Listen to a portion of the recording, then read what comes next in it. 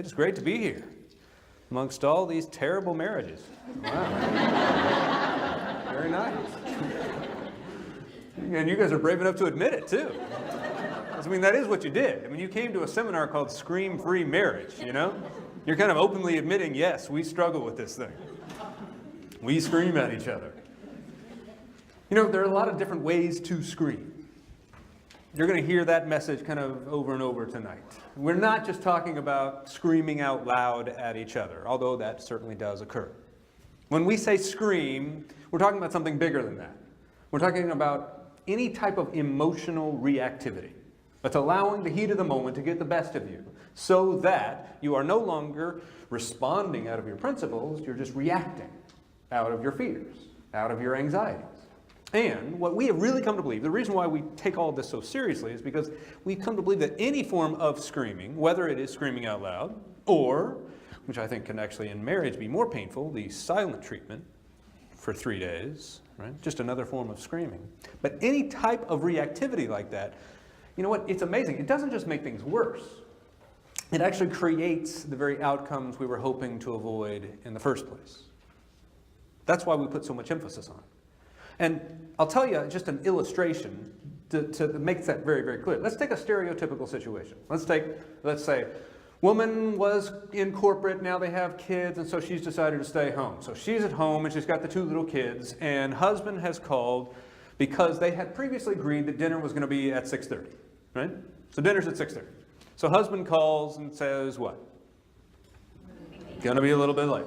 All right, so what time are you going to, you know what, I think 6:50, you know, maybe 7 at the latest. I think that'll work. Okay, I can try and keep the dinner warm and the kids at bay and the white picket fence painted and all that stuff, right? This perfect home life. Except what happens at 7 o'clock? He ain't there, right? Doesn't show up. So 7:10, 7:15, he calls. Hey, babe, I'm so sorry. The boss, she wanted this last question. I'm now out the door, whatever, right? Okay, what time? 7:30, right? What happens at 7:30? Not there. So 8 o'clock comes around, and he finally does walk in. And what does she do? She freaks out, right? She lays into him. Now, understandably, right? He has made promises, several promises, that he has yet not been able to keep. So it's understandable that she has a lot of anger towards him, and she lays into him. Now, is it okay for her to have all those feelings? Of course. But what happens if she doesn't manage those feelings and instead she just reacts to those feelings by letting him have it? Is that actually going to increase the chances that he'll want to come home early the next night? No, because why would I want to rush home to that? Huh? And the feelings she has are totally legitimate, but what she does with those feelings will determine the course of their relationship. And when she decides to just lay into him, that's what we call screaming. Now, I want to contrast that with something that would be more of a scream-free response.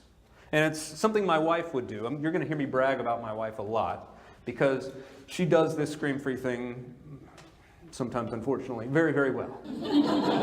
And so in my house, if I came home, right, at 8 o'clock, dinner was over a long time ago. We'd said we were going to have dinner at 6:30. That's when dinner occurred.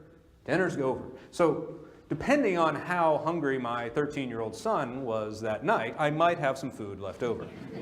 Right? Probably not.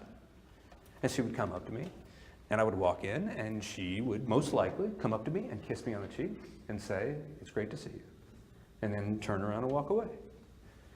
And then the next day, I would probably be approached by her in some fashion, say, "You know what, I love you, and I love us, and that's why I need to tell you that when you say you're going to be home at a certain time and then you don't follow through on that, it just makes it harder for me to respect you."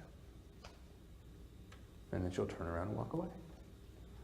She won't be telling me to do anything differently because, you know what, she's not my mother, but she is my wife, and she would represent how she feels about my actions. That's a little glimpse of what it means to be scream-free. It's not about not having feelings. It's not about not having conflict. But it is about learning to manage that conflict so that you can actually begin to create the relationship you want most. And that's why you're here.